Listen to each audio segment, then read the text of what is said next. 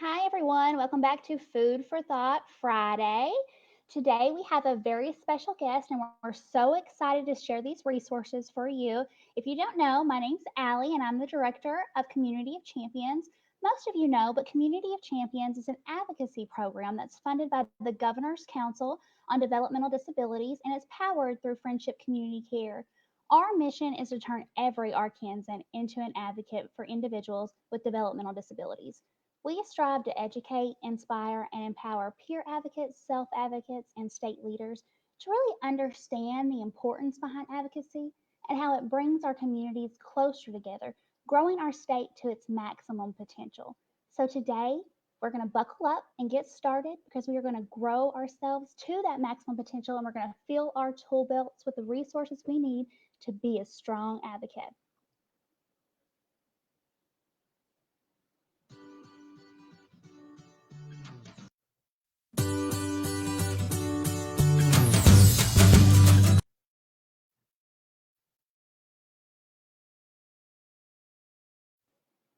Camie, how are you? I'm great. Thank you so much for joining us.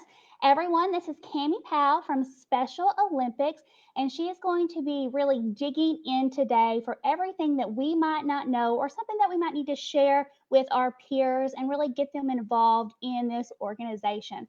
Thank you so much for being here with us today. I'm really excited. I am too. I think there's a little bit of a lag, but everyone will bear with us. We know that it's storming in a couple of different parts of Arkansas right now. I am really excited that you're here. I know a lot of people know all about Special Olympics, but we wanted to have you here just in case we could educate someone and get them involved. We've had a couple of people on the show. We've had Disability Rights Arkansas, and that's a pretty popular organization, but we were really able to share information and broaden the resources that we think that everyone is able to learn a little bit more. And that's what we're hoping we can do today with Special Olympics. And you have been with Special Olympics for how long now? I've been on staff since 2013. Wonderful. So you are the person to go to, and you're in charge of marketing. Is that correct? Yes, marketing and our partnerships. Wonderful. Can you tell us just a little bit about exactly what you do? I know there's 240 competitions that you're over, and then just really just explaining to people exactly what you do, bringing people in, and then 100 fundraisers that you have to market for that also? Absolutely. So we are an 11-person team at Special Olympics Arkansas, and we work very closely. So I by no means do it all, but my role within the organization is to market, whether it is a fundraising event, one of our health events, leadership events, or our sporting competitions, and make sure that not only do people know about them to attend or participate, but that people understand what people with intellectual disabilities really are capable of and how awesome they truly are. And then I manage our partnerships so that we work with health partners, making sure that the materials or the programs that they offer are relevant for people with intellectual disabilities. We are kind of focused on making sure that people with intellectual disabilities are not out of sight, out of mind. Wonderful. I mean, all of that hard work, everyone goes to work and they have to put in, the effort that their job deserves. But that type of devotion, you seem really passionate about what you do.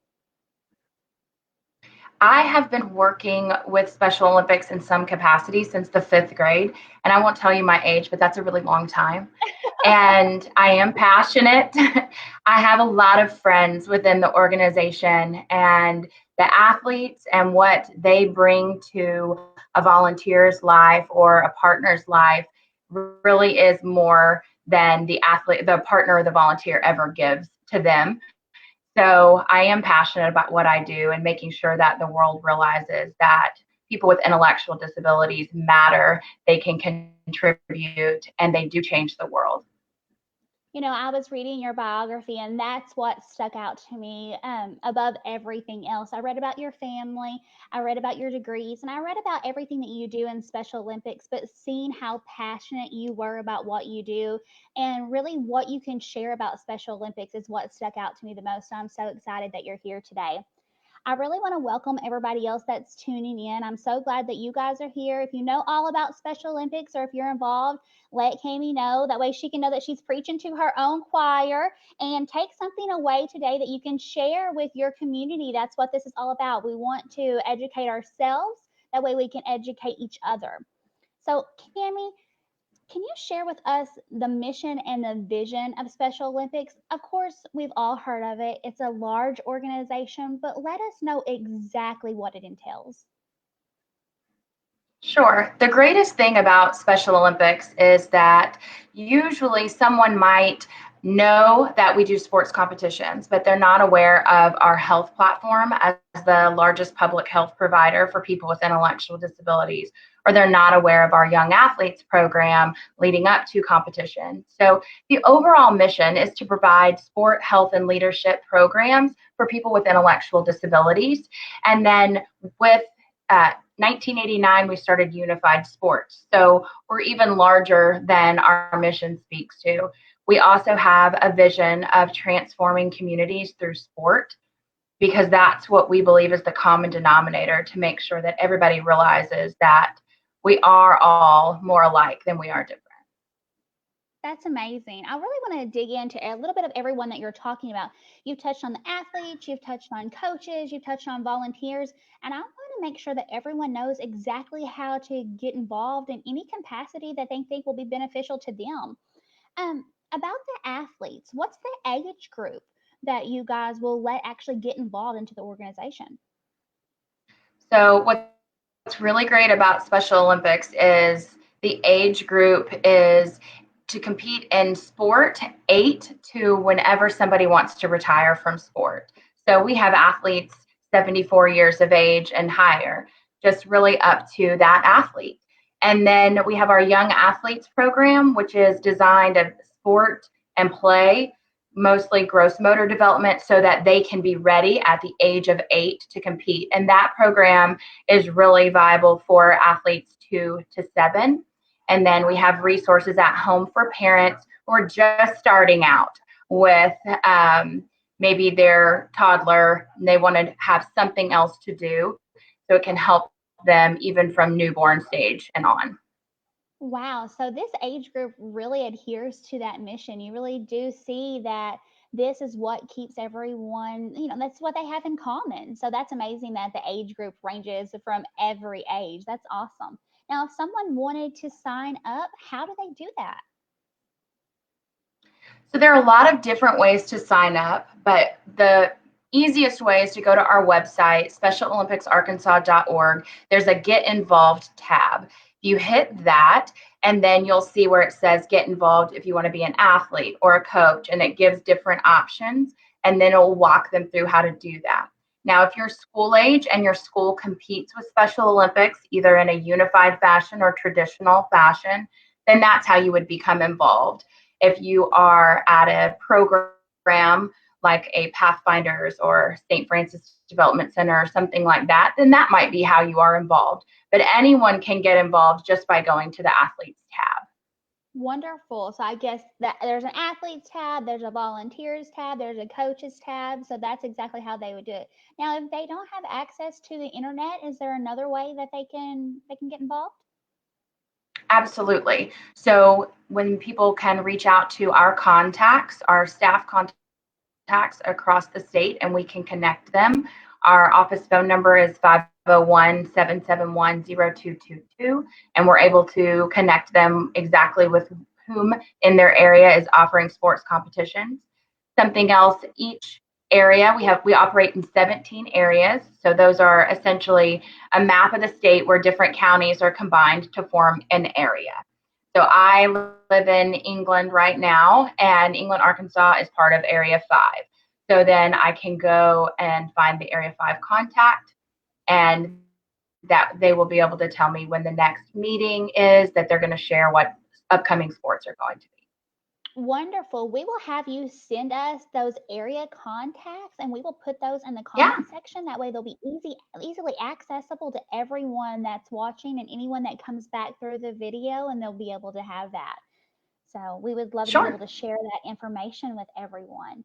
I'm glad that you were able to tell us both of those ways to get involved. Just because not everyone has that internet access, we know that the Absolutely. local libraries are able to assist in that, but we want to make sure that it is easily accessed to everyone.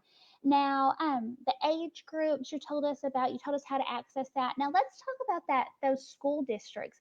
How can we get our school districts involved if they're not already?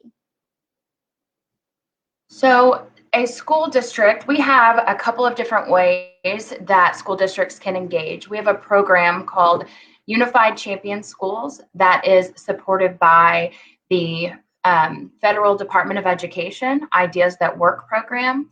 And then we have traditional way, which would be that the students, everybody competing on the team, has an intellectual disability. Unified sports means students with and without intellectual disabilities are playing together on the same court or field towards the same goal of a gold medal. So, to get your school involved, sometimes it's just a matter of asking administration or talking to your special education teachers or PE teachers. We offer professional development for all levels of teachers: administration, counselor, PE teacher, and special education teacher. Sometimes it's about maybe they didn't know how to get involved and linking them to us, and we can walk them through it. Sometimes it takes a passionate parent, right, to say, hey, we really want to get involved in Special Olympics. We want you guys to do this. And then other times it may take the superintendent level approval. And we have some resources to help any parent or teacher trying to do that, to make sure that we have the numbers and the data that shows why Special Olympics is so important and what it can mean to school climate. And then we can assist in getting that school involved or that district. Wonderful. So you really have all of your bases covered. But I guess you have to. So if you guys have been doing this for so long, you've really seen the obstacles and you have to meet them head on now. That's right. I want to ask you, you talked about different teachers that can get involved and different ways to get involved. Is Special Olympics something that has to be done after school? With this unified sports, are they able to practice during PE? Yeah, so the greatest piece of our last 6 years with Special Olympics Arkansas is our Unified Champion School has really taken a whole school approach to wellness and changed the way that schools understand Special Olympics. So we used to be understood as an extracurricular activity, and now we have resources for teachers that help a unified PE class. So we know that inclusion is mandated within PE classes these days, but just because you're sharing the same gym space does not mean it's an inclusive class. And we offer modified resources and training so that PE teachers feel better prepared and that special education teachers feel like they have what they need to assist a PE teacher to really be effective with an inclusive classroom. So it's not just extracurricular. Our Unified Champion Schools program is also not just sports. It offers unified youth leadership, and then it offers whole school engagement. So, unified youth leadership would be a unified club on campus or a club on campus that is focused on Special Olympics and the programming, but it has leaders with and without intellectual disabilities. We don't expect everyone Wonderful. to, or we don't expect everyone to organically form that. So we have resources on what does a unified club look like? How can you go about creating it? And then for whole school engagement, what I love about that category is it's so easy. And sometimes either schools are already doing it or they just need one little tweak to make it happen. For example, at a pep rally, are we also recognizing the Special Olympics basketball team at that school and how they can go about doing that? Or some schools will say, we already do that. And I say, great, then you're meeting the whole school engagement component for Special Olympics Unified Champion schools. Wonderful. Now, if a parent is getting pushback at their school when bringing this up, let's say in an IEP meeting, if they really want their child to be included in that physical education class that you were talking about, and they're getting a lot of pushback, let's say the PE teacher doesn't know how to bring that child in. They're not educated themselves. They don't have the tools to do so. Or do you Sure. have someone on staff that can go to that IEP meeting and not be that emotional parent? Because parents do have their emotions that carry with them into those meetings because that is their child. They want the best for them. Can you go in and be an advocate for them and bring this to the table? So we do have staff members dedicated to Unified Champion Schools, and we are very happy to speak with administration and offer some resources to help and encourage. So if that was something that a parent needed, we would absolutely be willing to look into how our resources can help them. Sometimes it's just an explanation for that PE teacher as to what an IEP really can do. And over the course of the past 6 years, we've really figured out some of those major obstacles so we can help a parent who might be struggling there. Wonderful. That is the type of information that we really want to dig in deep here, and I'm so glad that you're here to share this with us today. So let's bounce back to the volunteers. What are the age groups for the volunteers? You gave us a large age range on the athletes. What's the age group for those volunteers? Typically, and I say typically because volunteers, depending on what you're volunteering for, the age range will change, but typically 14 and above for volunteering at one of our major sporting events. However, we do have our young athletes program, and sometimes that happens within that school. So there are, at an elementary school, there are the older kids that are helping to volunteer to pull young athletes off for that day. So that's a little bit different there. Volunteers are really easy with Special Olympics. We make it easy because we are a grassroots effort that lives and dies by the support of our volunteers. So if we made it difficult, we're just not going to have very many. Our day of volunteers is we get phone calls all the time. There's an event coming up. I want to volunteer. What do I do? And it is generally for a day of volunteer. So that means anyone that's just going to attend that day and dedicate their time to Special Olympics. Really, it is as simple as showing up and reporting to the volunteer table, and they will give you a role. They have a list of roles for that day, a role where you can be of most help.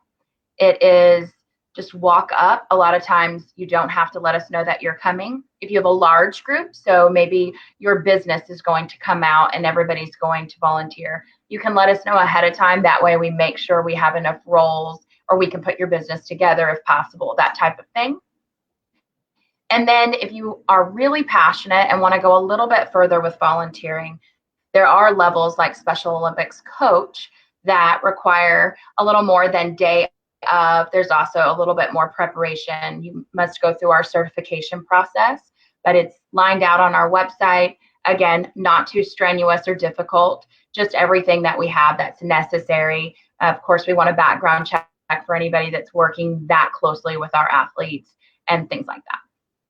Now, do you have practices with these coaches and the athletes? Is there a lot of time spent working in this competition area?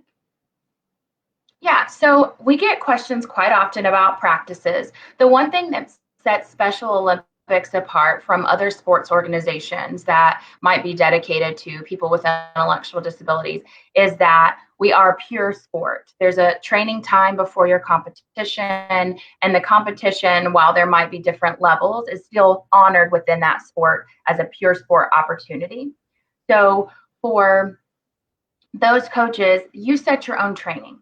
It's your team. So there's no Special Olympics. So for example, we don't say everybody in Little Rock meet on this day for training. It's individual to that coach and their team, and of course their sport and what season it is. So once you become a coach, it's just like any other coach. You set your own practice schedules, your training schedules. You are responsible for getting your team in tip-top shape for their next competition.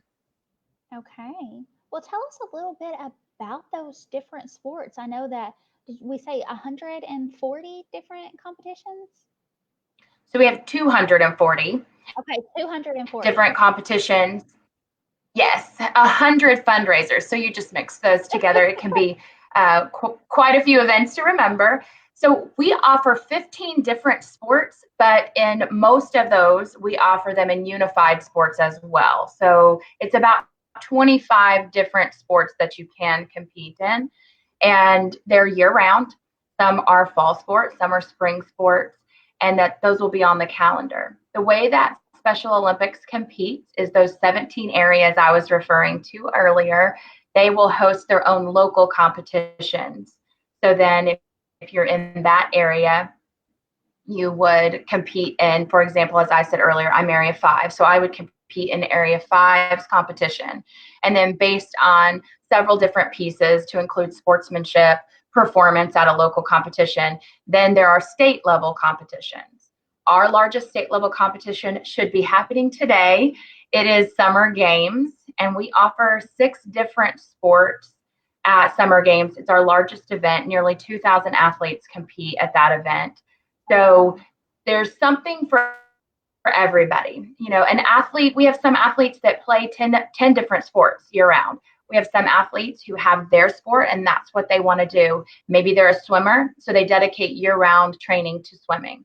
We're calling this downtime right now our off season. So we have a lot of athletes in this off season that are doing some training for their next sport. So tell us a little bit about those sports. So you said 15 different sports. Uh-huh. So tell us a little bit about the popular ones, and do you have any that we wouldn't Sure. guess?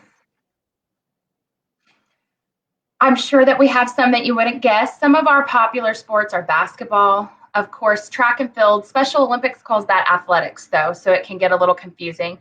Powerlifting has been a sport recently that has been very popular in Arkansas. We've also been growing in tennis and soccer. And then our athletes even travel to Kansas to compete in snowshoeing. Oh, wow. So that might shock you. We don't offer alpine skiing and snowshoeing in Arkansas because we just don't have any snow. But our athletes will practice and then travel to the Heartland Games that are held by Special Olympics Kansas, and they still get to compete. And what a fantastic opportunity. Really? And if someone wants to look into that, that would be something very exciting for them to be able to brag about. So Absolutely. And we have had athletes that travel to Orlando for surfing because we don't have any open water, but yeah. I would be excited to see how they would practice for that. So that would be really exciting. Turns out it is a surfing simulator. Oh, okay. That would not be what I wanted to do. So I've seen a couple of those tales on the internet, and that would not be my sport. Exactly. Well, those are really, really exciting things to be able to have the opportunity to do. And I know that this is some good information, especially for the schools that aren't offering this. You shared a lot of great tips on how to open the door for that, and especially if they can have someone else go in and share the information that maybe they have brushed up on, but they haven't actually seen it work. So that was very helpful. And the age groups, the age range, that was also very helpful. But tell us how you guys are thriving right now in the time of COVID. So Special Olympics Arkansas has so many resources. Our Young Athletes program, we have at-home resources for parents. We also have digital online resources for teachers if they were doing their Zoom calls and things like that. We also have the same thing for our unified PE classes. And then we have an entire health program that is focused on fitness and wellness of athletes, encouraging athletes to be their own health advocate. None of that has stopped, right? So maybe we're not able to be at Summer Games today for a competition, but our health and wellness program is still very, very necessary. And we are doing health messenger trainings, or we're sending out our Fit 5, Fit Families, Fit Teams challenges where families can get active together and utilize all of our resources for free to stay active. And then we also took advantage of this time and our coaches' possible downtime and started launching virtual coaches educations. So if somebody's ever wanted to look into coaching but hasn't had the time, these would be really good resources to jump on and listen. If somebody's a coach currently and wants to add maybe floor hockey as a sport to their team, then they can jump on the floor hockey coaches education training. And we just finished our first 45 days of virtual coaches education, and next week we will be launching our second. Oh, wow. That's amazing. That's great information. We'll have to make sure to share this to all the public schools, make sure that they Yeah. know that this is available. I do want to ask you, you've shared this, you probably touched on the topic already just with the information that you've been sharing, but inclusion is important. It's important to self advocates, it's important to the peer advocates that are involved in this disability advocacy movement, and it's important to the parents. I know that this Special Olympics is on the forefront, is on the lines of wanting to change the narrative of where the country and where Arkansas is right now. Can you tell us exactly how you guys are doing this? And I know that you have this really built into your mission and the vision of this organization, but how are you guys driving social change? Sure. There's a couple of levels on it. So if I don't get to them because I get lost in my words, you remind me to talk about inclusive health and then our Unified Champion Schools program as well. But I would say Special Olympics has been an inclusion program from its inception in Arkansas 50 years ago, and then internationally just 2 years prior to this. So we're in their 52nd year. And that's because any volunteer that comes out to an event comes in with a perception or an understanding. And when they walk away, we have smashed those stereotypes. We have made them realize that their perceptions or fears, as we know, a lot of times people's hesitation towards people with intellectual disabilities or even judgments are because of fear. And one day volunteering will smash that and change your life forever. So that is how Special Olympics for 52 years has been doing their part on inclusion. And then as time has gone on, we have evolved as a social change organization. Our inclusive health program goes to students within health sciences programs, medical schools, current healthcare professionals, and walks them through how to give quality care to people with intellectual disabilities. And then on the flip side of that, we educate parents and athletes on how they can advocate for their own health and how to be confident in front of a medical professional that might not be providing quality care and or might not understand something. So our inclusive health program has gone from just the last 5 years of having 2 partners to having over 170 partners in health that are dedicated to making sure, whether it's Arkansas Hunger Relief Alliance and their Cooking Matters class, where we have a Cooking Matters class that is designed to make sure that people with intellectual disabilities are included and can grow by healthy cooking, or if it's one of our partners and medical professionals that have attended our trainings and understand now just some small adaptations that cost nothing to make sure that they're providing better care. So some of that's communication and environment, and it just needs to be, as I said earlier, not out of sight, out of mind anymore. And once somebody has given you a new lens to look at quality care for people with intellectual disabilities, you can never let go of that lens. So those trainings help us do that. And then, of course, Unified Champion Schools, I started wasn't called Unified Champion Schools at the time, because as I mentioned, I'm older.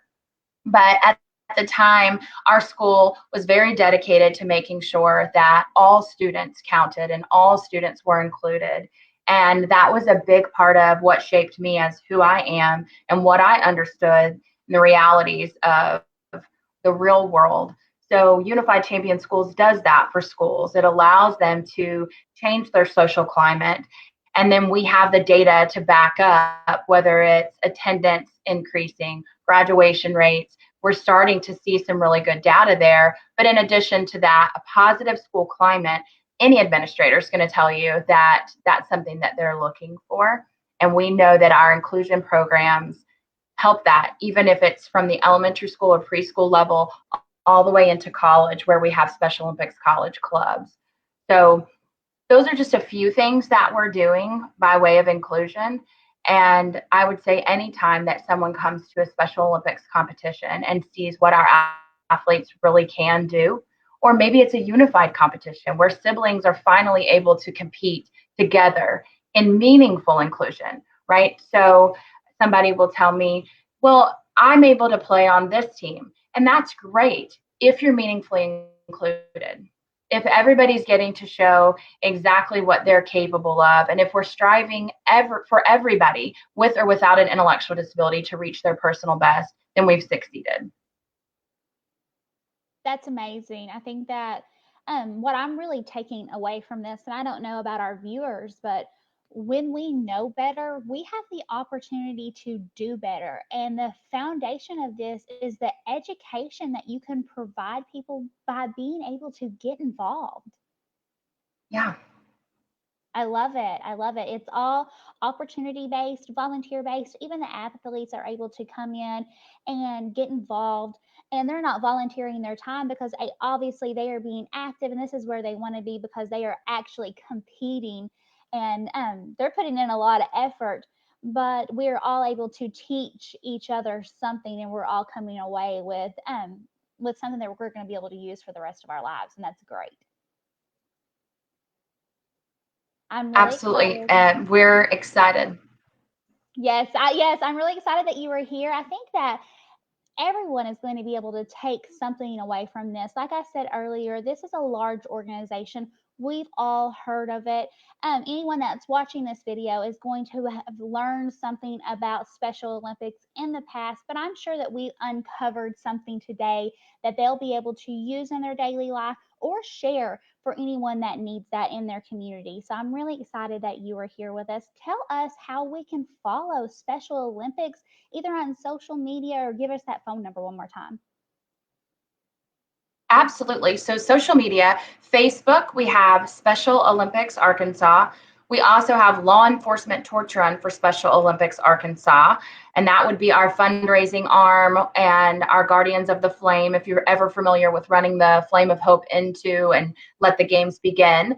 And then on Instagram, we're at SO Arkansas and at LETR for the number 4 SOAR. So that's at SO Arkansas and at LETR the number 4 SOAR. And then our phone number 501-771-0222. And our website, specialolympicsarkansas.org, has all of this information that we went over today and ways to find who can get you more. Wonderful. And we will drop all of that in the comment section. That way, anyone that didn't have a chance to write that down, they'll be able to easily access that. Camie, is there anything that you want to let us know about going forward? Anything that you guys have going on? Sure. We have a virtual plunge going on right now. So everybody might be familiar with our polar plunge season. That just ended in March. But we decided that some people might want something to do right now. So get creative in a slip and slide or your pool, or dumping, cold water over your head and do a virtual plunge. We also have our virtual coaches educations that are starting up. So look for those. You can sign up for our newsletter at the very bottom of our homepage, which still will give you all of the up-to-date information on what we've got going on or coming up. And then we're doing our 2020 t-shirt campaign right now. So anybody who wants to support can get a t-shirt for $20, and we'll have it shipped straight to your house. Awesome. Camie, thank you so much for being here today. I really appreciate it. Like I said, we will have all this information left in the comment section. This video is going to stay up for anybody that wants to see it. Um, Thank you again. I love today. I learned Yeah. so much myself, and I have sat in on many of your presentations. So I'm especially glad. We will make sure to pass this information along to any parents or any self advocates that want to get this started within their school district, especially knowing that they've got you guys on their side, even in the beginning stages. I think that's really important. Absolutely. Well, we're happy to be here and really happy to help anyone who wants to get more involved. Thank you so much for having us. Thank you so much. We appreciate you. Have a good day. Bye. We want to thank everyone that tuned in today. It's really important for us to have you guys stay on, listen to all these resources. We know that you can use them, you can help them to help someone else If you're going to be a strong advocate, you have to have strong resources. We want you to be able to be a vital champion and use advocacy in your daily life. That's important for us. That's why we're here. So, we've got a couple things to let you know. This is a two-part segment. So, next week, we are going to have two athletes from Special Olympics letting us know about their personal journey. They're going to let us know about the friends they've made, how they felt competing, just their journey going through, and why they plan to continue. And then they're going to lead us on a workout routine and let us know how it feels to be as dedicated as they are. So don't dress up. Wear your leggings, wear your sweatbands, bring water, and you have to participate because I have to participate. So we're going to be all in this together. We're better together, right? So it'll get our blood pumping. Right after lunch, we're going to feed our mind just like we feed our body, and we're going to be active champions. We're going to be vital. We're going to stay vital, and we're going to grow Arkansas to its maximum potential because we can. And it's going to be better for everyone. Hope you have a good day, and I will see you next week.